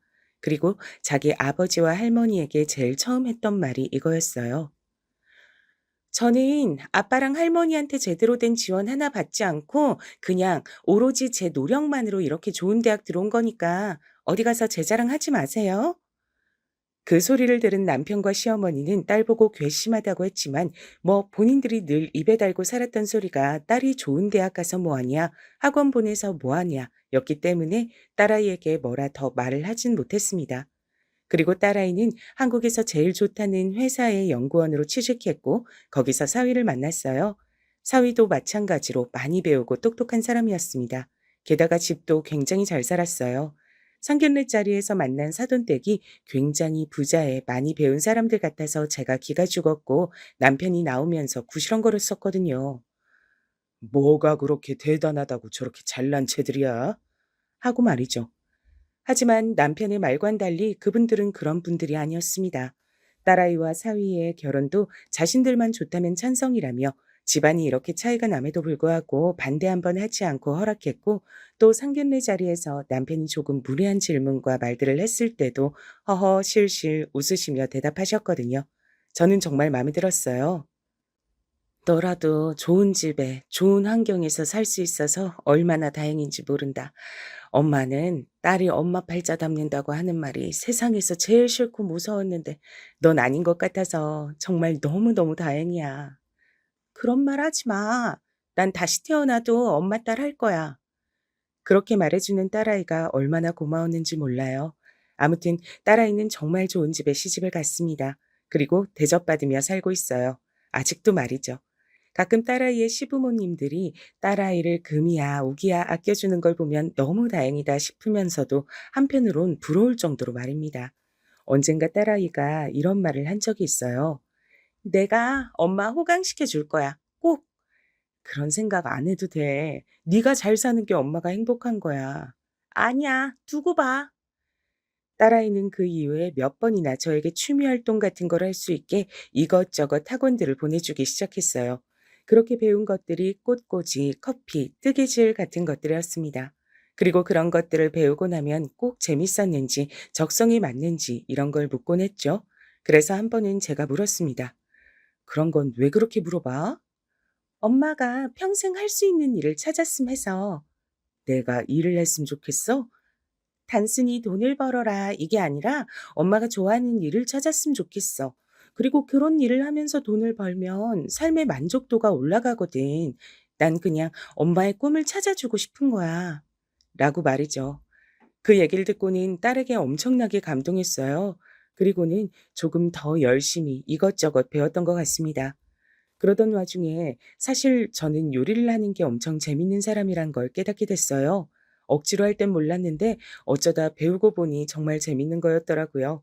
그리고 재능도 있었습니다. 그렇게 잔소리를 많이 하는 남편과 시어머니도 제 음식 솜씨론 뭐라고 하신 적은 단 한 번도 없었으니 말입니다. 그래서 조금 더 본격적으로 배워보고 싶은 게 있냐는 딸아이의 질문에 주저없이 요리라고 했고 딸아이는 정말 기뻐했어요. 제가 뭔가를 배우고 싶다고 의사표현을 한 게 처음 있는 일이었으니 말입니다. 그렇게 요리를 배우던 어느 날 딸과 사위가 찾아와 조심스럽게 이야기하더군요. 제가 어머니 요리를 먹어보고 드린 말씀인데 식당 같은 걸 해보면 어떨까요? 혼자 먹기엔 너무 아까운 솜씨라. 창업을 한다는 게 힘든 일이긴 하니까 엄마도 충분히 고민해보고 얘기해줬으면 좋겠어. 근데 난 엄마가 새로운 일을 해봤으면 싶어서 적극적으로 찬성이야. 라고 말이죠. 사실 한 번도 생각해 본 적이 없었거든요. 인제 와서 그런 일에 도전한다는 것 자체를 말입니다. 딸아이와 사위가 창업 비용은 걱정하지 말라며 자신들이 투자하겠다 했지만 그것도 쉽게 받아들일 수 없는 문제긴 했잖아요. 그래서 고민을 조금 해본다고 했습니다. 그 즈음이었어요. 그 일이 터진 게 말입니다. 저희 친정어머니가 많이 아프셨어요. 원래 척추가 상당히 안 좋으셨는데 나이가 드시면서 그게 더 심해졌거든요. 그래서 제대로 앉아있지도 못하셨습니다. 물론 걷는 건 더더욱 힘들어 하셨고요. 수술 받아. 아이고, 됐다. 그거 한두 푼 하는 것도 아니고 내가 좀 불편하고 말면 될걸. 다른 것도 아니고 허리가 아픈 건데 뭐가 좀 불편하고 말고야. 수술 받아. 혹시 비싸서 그래? 척추 수술 비용만 거의 2천만 원이었거든요. 제대로 움직이지도 못하고 누워있는 엄마를 보니 정말 그대로 둘 수가 없겠더라고요. 제가 그동안 남편 몰래 모아온 돈이 있긴 했지만 그걸론 모자랐어요. 그래서 남편에게 슬쩍 말을 꺼냈습니다. 엄마, 수술 시켜드려야 할 것 같아. 제 말에 남편이 갑자기 소리를 버럭 지르더군요. 그 소리에 정말 놀랬습니다. 그걸 왜 나한테 얘기해? 돈이라도 달라는 거야, 뭐야? 노인네가 저러고 아무것도 못하고 누워서 아파하는데 수술은 시켜드려야지. 그냥 보고만 있을 순 없잖아. 척수 수술, 그거 한두 푼 하는 것도 아닌데. 그래서 돈이 없는 것도 아니고 그냥 보고만 있어? 어차피 늙은 사람 뭐하러 고쳐서 더 오래 살게 해? 그냥 그대로 누워있게 둬. 척추만 아픈 것도 아니고 전신이 다 아픈 것 같더만. 어차피 수술해도 오래 못 살아. 아니, 어떻게 그런 말을 할 수가 있는 거죠? 수술비를 주지 않는 건 않는 건데 저는 남편의 그런 말에 더더욱 상처받았습니다. 정말 우울해질 정도로 말이죠. 그날 저녁에 한참을 울었어요. 내가 몇십 년 동안 저 사람에겐 인간도 아니었구나. 우리 집안은 저 사람에게 정말 벌어지만 못한 존재구나 하는 것이 그렇게 와닿을 수가 없었거든요. 어디서 듣고서는 알았는지 딸아이가 보내준 1,000만 원으로 무사히 친정어머니 수술을 시켜드릴 수 있었습니다. 그마저도 남편이 그러더군요. 혹시 당신이 어디서 나 몰래 빼돌린 돈으로 준 거 아니야? 10원짜리 하나까지 본인이 다 체크하는 사람이 내가 그렇게 큰 돈을 꺼내가는 걸 모를 리 있어요? 제가 그렇게 정색하며 말을 하자 본인도 그건 좀 아니다 싶었는지 입을 삐죽이더군요. 아니면 장모님이 그렇게 큰 돈이 어디 있어서 수술을 해? 한두 푼 보태준 것도 아니면서 그건 뭘 그렇게 궁금해해요? 당신 돈 가져다 쓴 거 아니니까 신경도 쓰지 마요. 제 그 말에 할 말이 없었는지 그냥 혼자 구시렁대곤 말았습니다. 만약에 딸아이가 준 돈으로 수술시켜 드렸다고 하면 또 한바탕 난리가 났을 겁니다. 그런 노인네 수술할 돈으로 자기 부모한테 효도나 하지 하면서 말이죠. 저는 사실 그 일 이후로 완전히 남편에게서 정을 뗐어요. 사실 그런데도 이혼하지 않고 있었던 이유 중에 하나는 딸아이에게 부담이 될까 했던 것이었습니다. 아무 능력도 없는 제가 집에서 나왔을 때 딸아이가 신경 써야 할 것들이 더 많을 걸로 생각했거든요. 그리고 사돈댁에서도 뭐라고 생각하실지 걱정이 되었고 말이죠. 그래서 이혼은 생각했다가도 고개를 절레절레 저었어요. 언젠가 딸아이가 이런 말을 한 적이 있긴 합니다. 그냥 아버지랑 헤어져. 예전엔 나 때문에 아버지 없는 자식 만들기 싫어서 그랬다 하더라도 이젠 나도 다 컸고 결혼도 했는데 뭔 상관이야.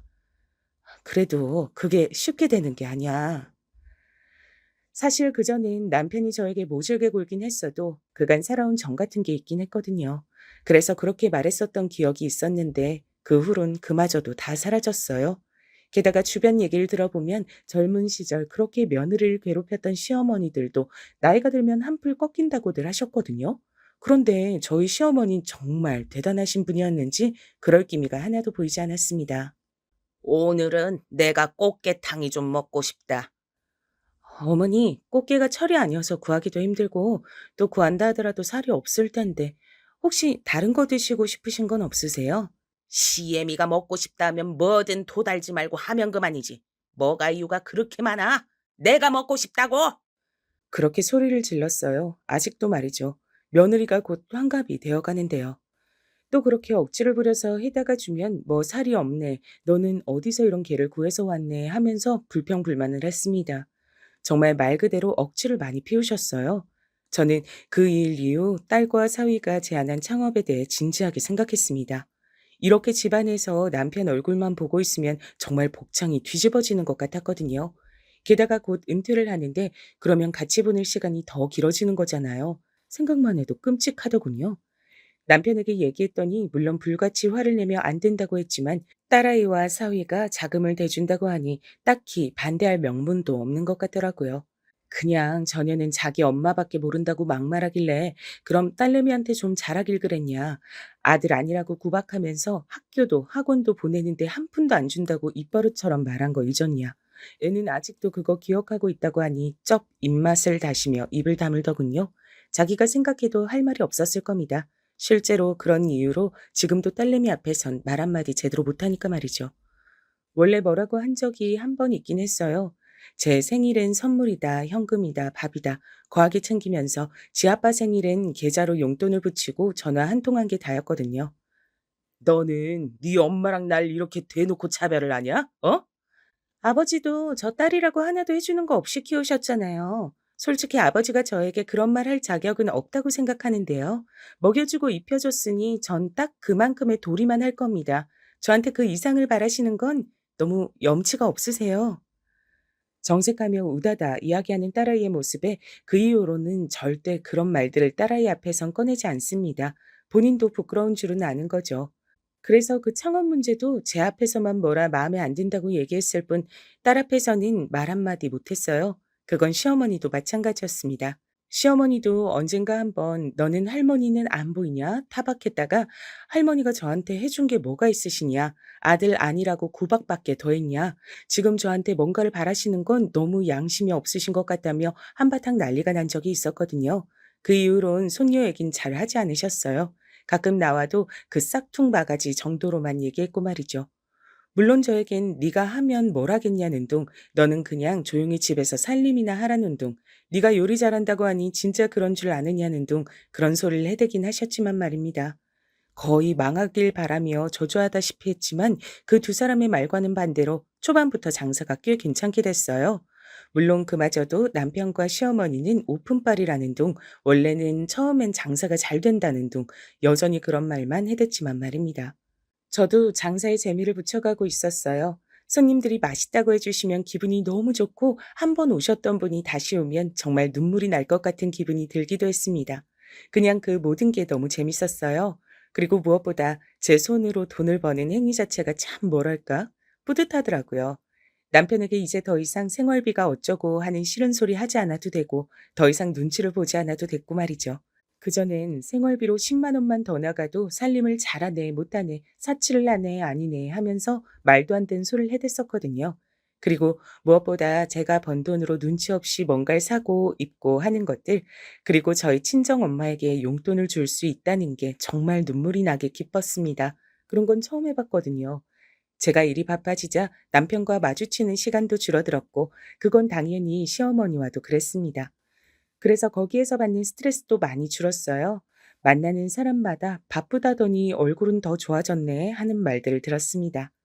한창 그렇게 바빠서 정신이 없을 때 시어머니 생신인 날이 있었던 적이 있어요. 이때 있었던 일을 말씀드릴까 합니다. 원래 시어머니 생신 땐 제가 음식을 했는데 이번엔 정신이 없어서 제대로 가진 못했어요. 평소에 해드렸던 것보다 가짓수가 조금 적긴 했습니다. 그래도 그만큼 용돈을 더 챙겨드리면 된다고 생각했죠. 그래서 그날은 가게 휴무이기도 해서 오전 일찍 음식을 해 시댁에 들고 갔습니다. 그런데 시어머니는 보자마자 이렇게 말했어요. "이게 다냐?" 아, 이번엔 가게 때문에 정신이 없어서요. 그래도 어머니가 좋아하시는 건 다 했어요. 미역국이랑 꽃게탕, 갈비찜 하는데 시어머니가 제가 들고 온 미역국 냄비를 바닥에 집어 던지시더군요. 제가 너무 놀라서 그 자리에 굳어 있었습니다. "돈 좀 번다고 시어머니한테까지 유세를 떨 작정이지 네가?" 아, 아니 어머니. "어디서 이따위 음식들을 시어머니 생일이랍시고 들고 와. 네가 지금 제정신이냐? 어?" 아니 이게 다가 아니고. "뭐? 뭐가 더 있는데?" 아니 뭐가 더 있대도 너 요즘 오라고 해도 가게 때문에 못 온다. 뭐 해달라고 해도 바빠서 못 한다. 마음에 안 드는 게 한두 가지인 줄 알아? 그런 얘기를 가만히 듣고 있는데 저도 그동안 쌓였던 게 터지는 기분이 들더군요. 아니 어머니, 제가 진짜 바쁜 게 사실이고 하기 싫어서 안 하는 게 아닌 것도 사실이고, 그리고 주변에 한번 물어보세요. 나이 60이 다 돼서 아직도 이렇게 시어머니 시집살이 하는 며느리가 있는지요. 저는 듣지도 보지도 못했네요. 다른 댁 시어머니들은 그래도 나이가 들면 성격도 유해진다는데 어머님은 왜 갈수록 점점 더 괴팍해지시는지도 모르겠고. 뭐? 괴팍? 이게 말 다 했어? 하면서 시어머니가 그대로 제 머리채를 잡으셨습니다. 어찌나 힘도 좋으신지 전 그대로 끌려갔어요. 그렇게 아프다고 소리를 지르는 저를 한참을 머리를 쥐뜯고 나서야 놓아주었습니다. 전 그대로 그 집을 나왔고요. 눈물이 나더라고요. 엉엉 울면서 집으로 돌아왔습니다. 그리고 한참을 앉아 있는데 남편이 왔어요. 시어머니에게 얘기를 다 들었다는 듯 들어오자마자 절 향해 소리쳤습니다. 당신 미쳤어? 어머니한테 그런 소리를 해? 어머님이 바쁘다고 그동안 얼마나 당신을 봐줬는데 생일에 평소만 못하면 어른으로선 당연히 서운할 수 있는데 거기다 대고 시집살이니 괴팍하다느니 그런 얘기를 해? 지금 당장 다시 가서 무릎 꿇고 싹싹 빌어. 어머님이 안 받아주신다고 해도 빌어. 당장!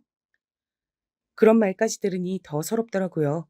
물론 남편이 제 편이라거나 절 이해해 주거나 했던 적이 평생 가야 없긴 했지만 이 나이에 이 꼴을 당하고 앉아 있는 자기 아내에게 얘기를 들어볼 생각은 하나도 하지 않고 대뜸 소리만 지르는 저 모습이 말입니다. 그래서 저도 모르게 큰 소리가 나갔어요. 당신 눈에 내 꼴은 안 보여? 라고 말이죠. 남편은 처음 보는 저의 그런 모습에 상당히 놀란 듯 멈칫했습니다. 하지만 물러설 생각은 없어 보였어요. 어른이 말 안 들으면 자식한테 좀 그럴 수도 있지. 내가 어머니 자식이야? 난 우리 엄마 자식이야. 며느리도 자식이지 뭔 소리야? 당신 여태 그런 마음으로 우리 어머니 대한 거야? 어머님이 나를 단 한 번이라도 자식으로 생각해 준 적이 없는데 내가 무슨 어머님을 부모로 대해. 나는 이 집 종밖에 더 어딨어. 그리고 며느리도 자식? 그렇게 따지면 사위도 자식인데 당신 우리 집에 어떻게 했어? 남보다 못했잖아. 제가 그렇게 몰아붙이니 남편은 뭐라 말해야 할지 모르겠다는 어벙벙한 얼굴로 서 있더군요. 그 모습조차 너무 꼴보기가 싫었습니다. 지금 당신이 나한테 그런 말을 할 자격이 있어?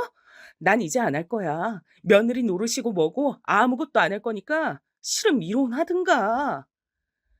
그렇게 말하고는 집에서 나와 그대로 친정으로 갔습니다. 그러곤 무슨 일로 왔냐는 친정 엄마의 말에 그냥 엄마 보고 싶어서 왔다는 말과 함께 며칠 정도 머물렀어요. 그랬더니 어느 날 남편에게 연락이 와 있더군요. 내가 미안하니까 그만 집으로 들어와. 언제까지 나가 있을 거야. 잘못했다. 사실 그때까지만 하더라도 진짜로 이혼할 마음은 없었어요. 게다가 남편이 그렇게 저에게 사과한 적은 처음이었기 때문에 한 번은 봐주자 하는 마음이 들었던 것도 사실이었고 말이죠. 그랬으면 안 됐는데 전 그렇게 다시 집으로 들어갔습니다. 하지만 그것도 잠시뿐 남편과 시어머니는 하나도 달라지지 않았어요. 특히 시어머니는 그 전보다 훨씬 더 난폭하게 굴었습니다. 얼마나 대단한 일 하는지 한번 보러 왔다. 그렇게 말하면서 가게로 지인들을 다 데리고 와서는 밥을 먹고 갔어요. 물론 계산도 하지 않은 채 말이죠. 자주 그랬습니다. 한두 번이면 저도 뭐 그러려니 할 텐데 손님이 많은 시간마다 그러고 와서 몇 시간씩 자리를 차지하고 있으니 가게 직원들한테도 불만이 나오기 시작했어요. 그래서 가족끼리 모인 날 제가 조심스럽게 얘기했습니다. 바쁜 시간은 피해서 오시거나 아니면 횟수를 좀 줄여달라고 말이죠. 그랬더니 정말 버럭 화를 내시더군요. 아니 그 정도도 못해줘서 시애미한테 언제 와라 오지 마라 하는 게냐? 너는 대체 전에 나한테 그렇게 맞고도 정신을 못 차리는. 뭐라고요? 할머니, 엄마 때렸어요? 그 자리엔 딸도 있었거든요. 시어머니는 자기의 화를 주체하지 못하고 그 말을 내뱉었다가 딸이 소리를 버럭 지르자 아차하는 얼굴로 눈을 질끈 감았습니다. 하지만 이내 다시 뻔뻔한 얼굴로 돌아 말했어요. 어른이 자식 잘못하면 그럴 수도 있지. 말도 안 되는 소리 하지 마세요. 어디가 우리 엄마가 할머니 자식이에요? 단 한 번이라도 자식 대접을 해주긴 하셨어요? 시도 때도 없이 불러내서 일 시키고 아들 못 낳는다고 구박하고 뻑하면 불러내서 괴롭히고 세상에 어떤 부모가 자식을 그렇게 막대해요? 할머니는 양심이란 게 있으시면 그렇게 말씀하시면 안 되죠. 자식? 자식이요? 딸아이의 그 말에 시어머니도 버럭 소리를 질렀습니다. 이게 지 잘났다고 어른한테 아주 막 대들지?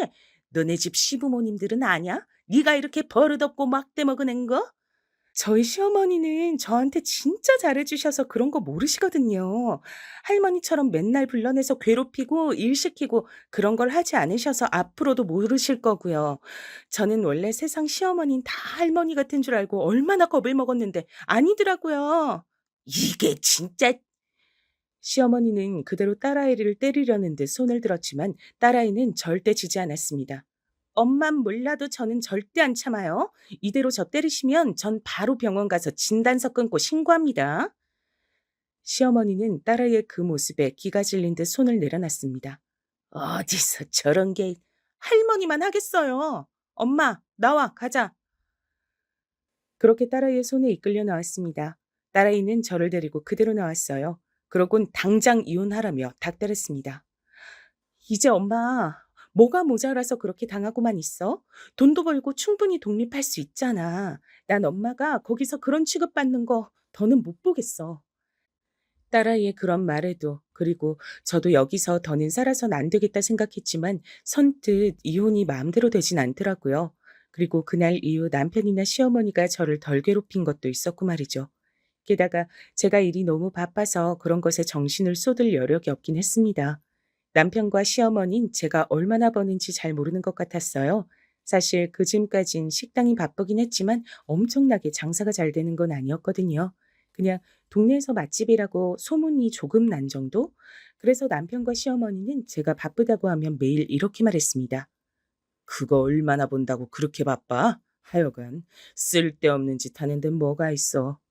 냅둬라. 주제에 뭐 한다고 유세 떨라 그러나 본데 요즘 자영업이 얼마나 망하니 망하는데 얼마 못 가.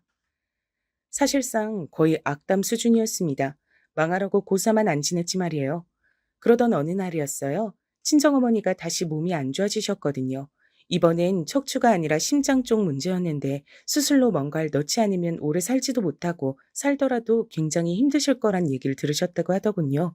엄마는 그걸 또 저에게 얘기하지 않았습니다. 알고 봤더니 그 수술 비용이 만만치 않더라고요. 엄마 딸 이제 돈 벌어. 그렇게 미안해하지 않아도 돼. 식당 일하면서 그렇게 힘들게 번 돈을 어떻게 이렇게 함부로 쓰나. 엄마 아픈데 보태는 게 함부로 쓰는 거야? 무슨 말을 그렇게 해.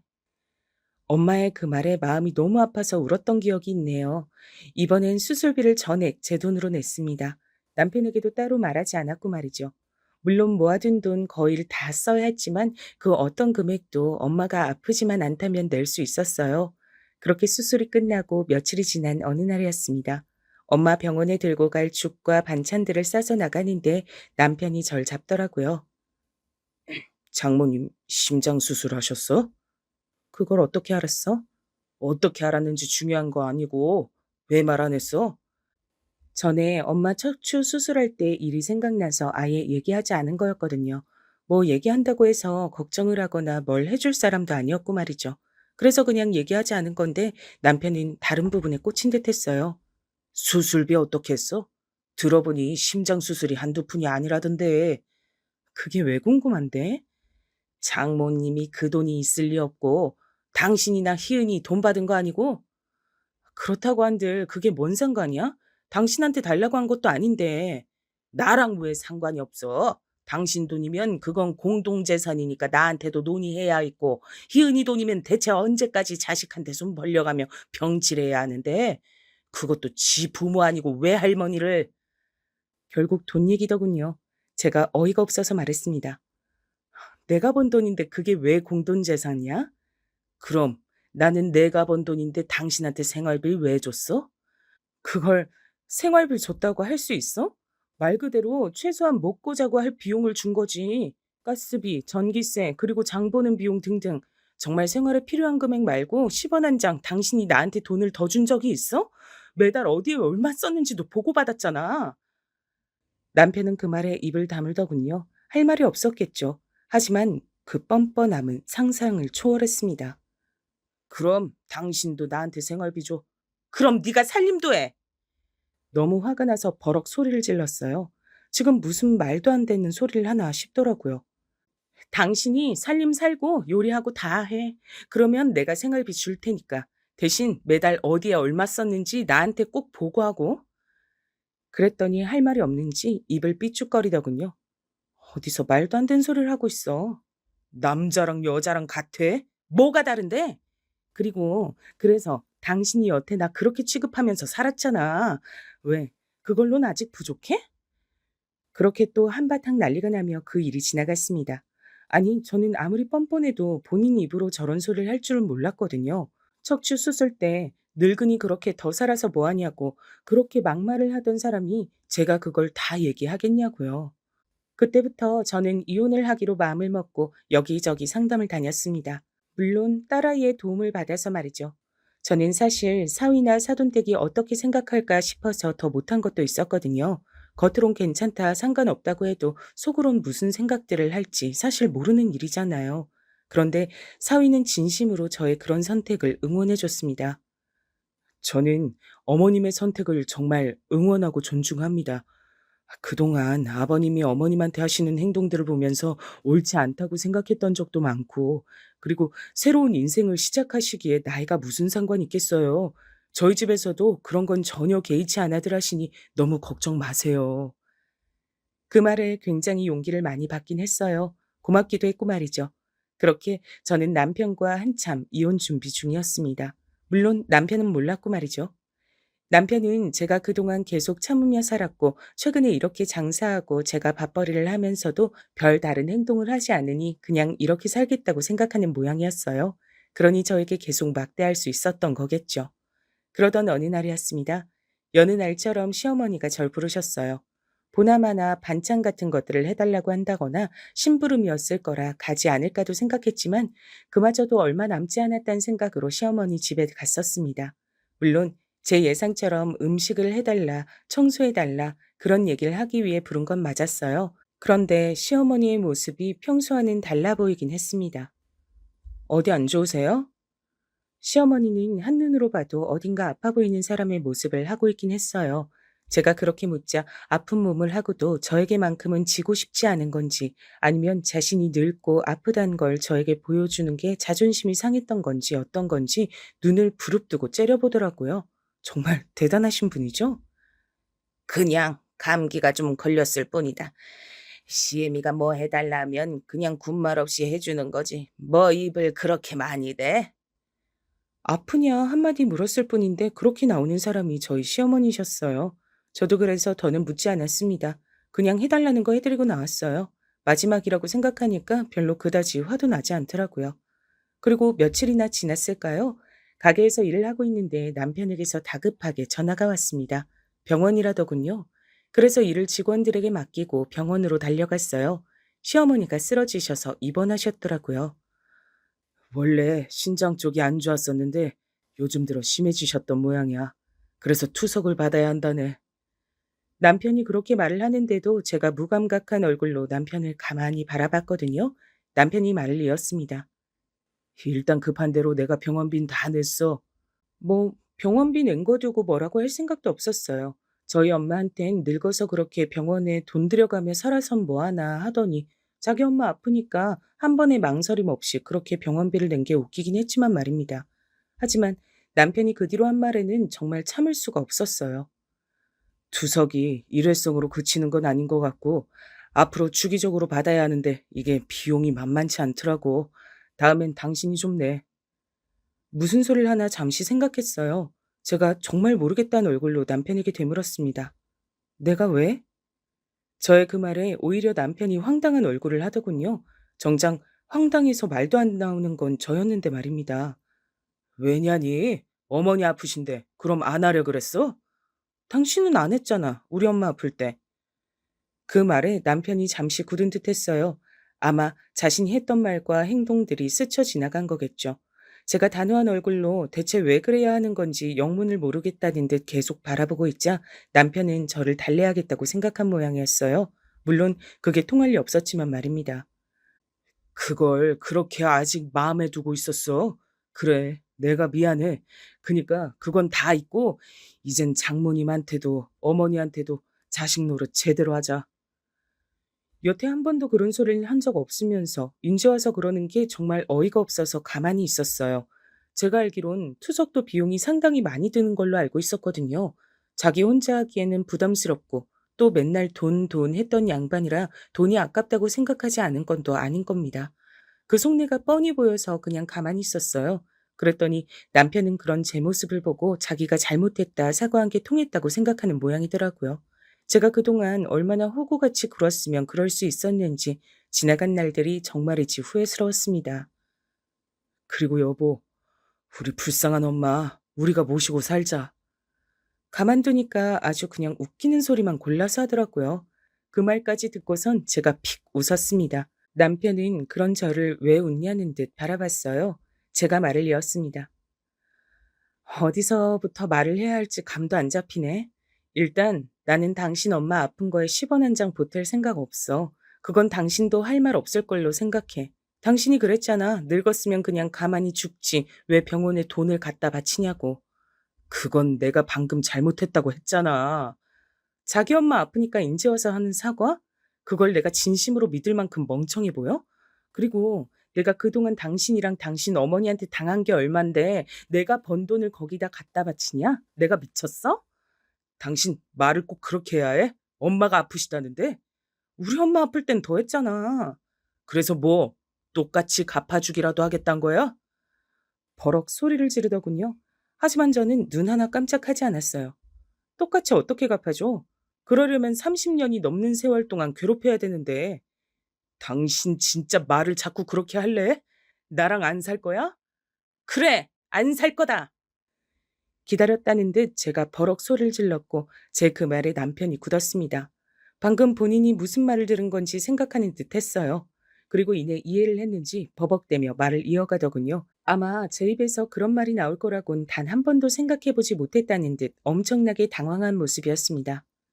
이, 이혼이라도 하겠단 거야? 그래, 이혼하겠다는 소리다. 이미 변호사 만나고 있었는데 잘 됐네. 그 시기가 좀 당겨지겠네, 나도. 뭐? 이미 준비를 하고 있었다고? 남편은 정말 놀란 듯 했어요. 그럼 내가 죽을 때까지 당신이랑 당신 엄마한테 그런 대접받으면서 살 걸로 생각했어? 대체 뭘 믿고? 제 그 말에 남편은 여전히 어버버 했습니다. 그때였어요. 네가 지금 제정신이냐? 등 뒤에서 시어머니가 나타났습니다. 많이 지치고 힘들어 보이긴 했지만 그 전에 봤을 때보다 훨씬 멀쩡해 보이긴 하더군요. 시어머니가 저에게 다가와 말했어요. 지금 내 아들한테 소리를 지른 게 너냐? 어디서 남편한테 소리를 쳐? 여자가. 이제 곧 제 남편 아니게 될 예정이에요, 어머니. 뭐? 그게 뭔 소리냐? 이혼하겠다는 부분은 듣지 못했는지 저에게 되물었습니다. 그래도 아픈 노인네한테 이런저런 얘기를 하거나 화를 내는 건 아닌 것 같아서 그냥 차분하게 말했어요. 저랑 이 사람 이혼하기로 했으니까 그런 줄 아시고 어머니도 이제 옆에 딱 붙어서 가노맡길 사람도 없는데 몸조리 잘하세요. 돌봐줄 사람도 없는데 아프면 서럽잖아요. 라고 말하고 돌아서려 했습니다. 시어머니가 제 뒤통수를 한 대 퍽 하고 치더군요. 아픈 양반이 힘도 참 좋아요. 진짜 아팠거든요. 제가 놀라서 뒤를 돌아봤습니다. 시어머니의 표정은 네가 어디서 감히 그런 소리를 하는 얼굴이었어요. 지금 그게 아픈 시애미한테 할 말이냐?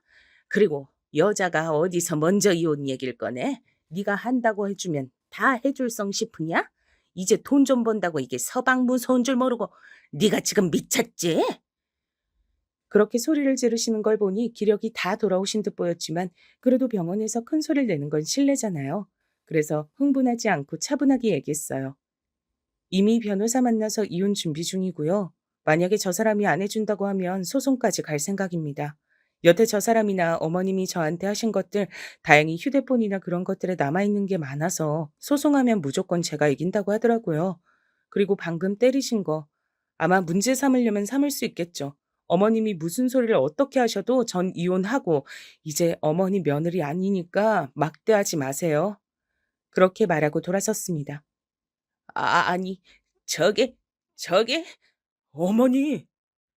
뒤에서 어머님이 쓰러지시는 듯한 소리가 들려왔지만 돌아보지 않았어요. 이내 잠잠해진 걸 봐서 그마저도 쇼인 것 같았습니다. 그렇게 집으로 돌아와 짐을 챙겼어요. 이 집에 있는 것들은 최소한으로 챙겨 나오고 싶었습니다.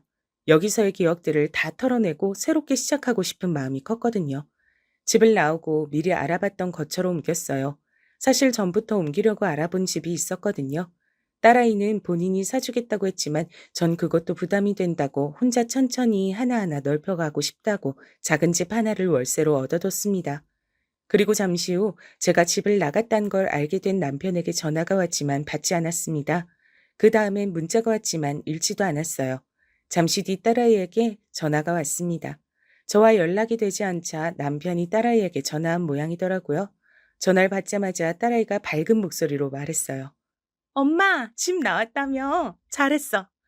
세상 어떤 딸이 엄마가 집을 나왔다는데 잘했다고 하는지 원. 그 현실이 씁쓸해서 웃었습니다. 네 아빠가 전화했댄?